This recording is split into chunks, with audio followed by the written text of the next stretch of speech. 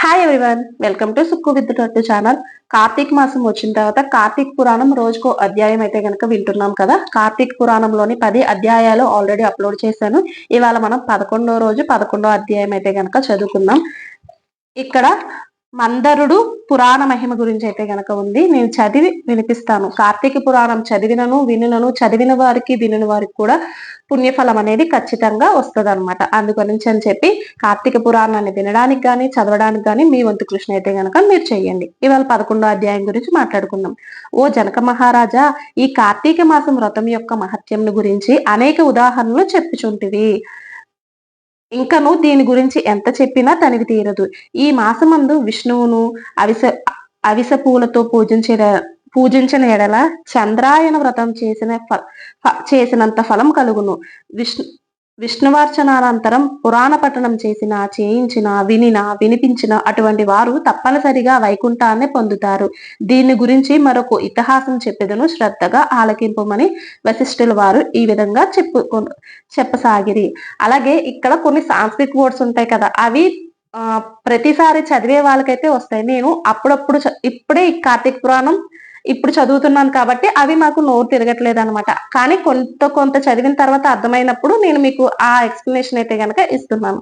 పూర్వం కళింగ దేశమున మందరుడు విప్రుడు గలడు. ఇతడు ఇతరుల ఇంట్లో వంటలు చేయుచు, అక్కడనే భుజించుచు, మధ్య మాంసాది పానీయములు సేవించుచు, తక్కువ జాతి వారి సాంగత్యం వలన స్నాన జప దీపారాధనధికములను ఆచారములు పాటింపక దురాచారుడే పెరుగుచుండెను. అతని భార్య మహాసాత్వి, గుణవంతురాలు, శాంతిమంతురాలు. భర్త ఎంత దుర్మార్గుడైనను పతినే దైవంగా గావించి విసుగు చెందక సకలోపచారములు చేయుచు పతివ్రతా ధర్మమును నిర్వర్తించుచుండెను. మందరుడు ఇతరుల ఇండ్లలో వంటవాడుగా పనిచేయటను, ఇల్లును గడవక చిన్న వర్తకం కూడా చేయసాగాను. ఆఖరికి దాని వల్ల కూడా పొట్టగడక పోటుచే దొంగతనములు చేయొచ్చు, దారి కాచి బాటసారులను బాధించి వారి వద్దనున్న ధనమును వస్తువులను అపహరించి జీవించుచుండెను. ఒక దినమున ఒక బ్రాహ్మణుడు అడవి దారిన పడి పోవుచుండ అతన్ని భయపెట్టి కొట్టి ధనమును హరించుచుండగా అక్కడకు మరొక కిరాతకుడు వచ్చి ధనాసచే వారిద్దరిని చంపి ధనమును మూట కట్టుకుని వచ్చుచుండెను. సమీపమనున్న ఒక గుహ నుండి వ్యాఘ్రం ఒకటి గాండ్రించుచు వచ్చి కిరాతకునిపై పడెను. కిరాతకుడు దాన్ని కూడా చంపెను. కానీ ఆ పులి కూడా తన పంజాతో కిరాతకుని కొట్టి ఉండటం వలన ఆ దెబ్బకు కిరాతకుడు కూడా చనిపోయాను. ఈ విధంగా ఒకే కాలమున కూడా యమలోకమున నలుగురు 4 విధముల హత్యలు చేసి చనిపోయినందున ఆ నలుగురు కూడా యమలోకమున అనేక శిక్షలు అనుభవించి రక్తం గ్రక్కుచు బాధపడుచుండరి. మందరుడు చనిపోయిన నాటి నుండి అతని భార్య నిత్యము హరినామస్మరణ చేయుచు సదాచార వర్తిని అయి భర్తను తలుచుకొని దుఃఖించుచు కాలం గడుపుచుండెను. కొన్నాళ్లకు ఆమె ఇంటికి ఒక ఋషి పుంగవుడు వచ్చెను. ఆ వచ్చిన ఋషిని గౌరవంగా ఆహ్వానించి అర్ఘ్య పాద్యాదులచే పూజించి, స్వామి, నేను దీనురాలును, నాకు భర్త గాని సంతతి గాని లేదు. నేను సదా హరినామస్మరణ చేయించు జీవించున్నదానను కాన నాకు మోక్ష మార్గమును ప్రసాదించమని బతిమాలుకొనెను. ఆమె వినయమునకు ఆచారమునకు ఆ ఋషి సంతసించి, అమ్మ, ఈ దినమున కార్తీక పౌర్ణమి చాలా పవిత్రమైన దినము. ఈ దినమును వృధాగా పాడు చేసుకునవద్దను. ఈ రాత్రి దేవాలయంలో పురాణం చదువుతురు. నేను చమురు తీసుకుని వచ్చేదను. నీవు ప్రమిదని వత్తిని తీసుకుని రావలేను.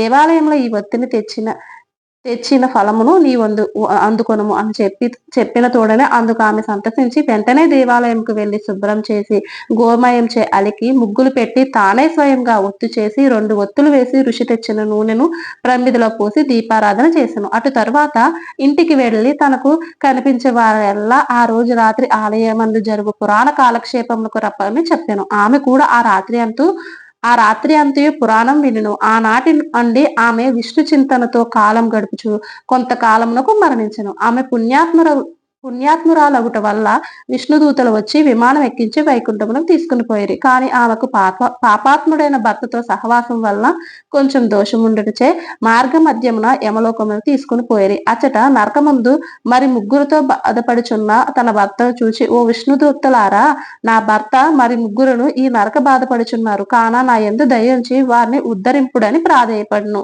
అంతా విష్ణుదూతలు, అమ్మ, నీ భర్త బ్రాహ్మణుడయుండి స్నాన సంధ్యాదులు మాని పాపాత్ముడైనాడు. రెండో వాడు కూడా బ్రాహ్మణుడైనను అతడు కూడా ధనాశచే ప్రాణహితుని చంపి ధనమపహరించెను. మూడో వాడు వ్యాఘ్రుడు.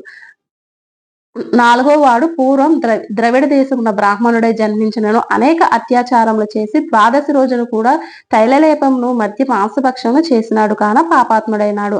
అందుకే ఈ నలుగురు నరక బాధలు పడుచున్నారు అని వారి చరిత్రలు చెప్పారు.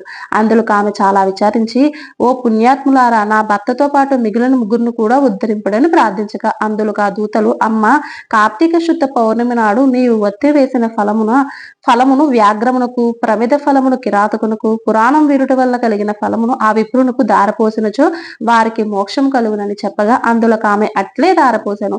ఆ నలుగురు ఆమె కడకు వచ్చి విమానమెక్కి వైకుంఠమునకు వెళ్ళింది. కావున ఓ రాజా, కార్తీక మాసమున పురాణం వినుట వల్ల, దీపం వెలిగించటం వల్ల ఎట్టి ఫలము కలుగునో వింటివా అని వశిష్ఠుల వారు నుడివిరి. వశిష్ఠుల వారు చెప్పిరి అనమాట. ఏకాదశాధ్యాయము 11వ రోజు పారాయణం సమాప్తము.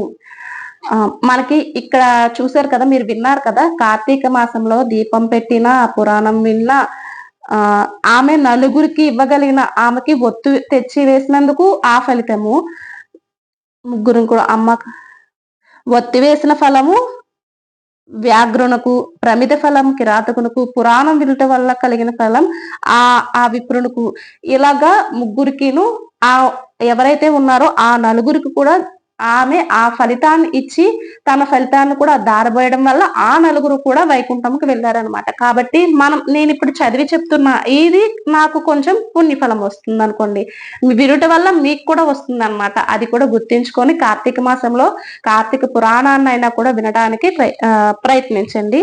11వ రోజు పారాయణం సమాప్తం. ఓం నమ శివాయ.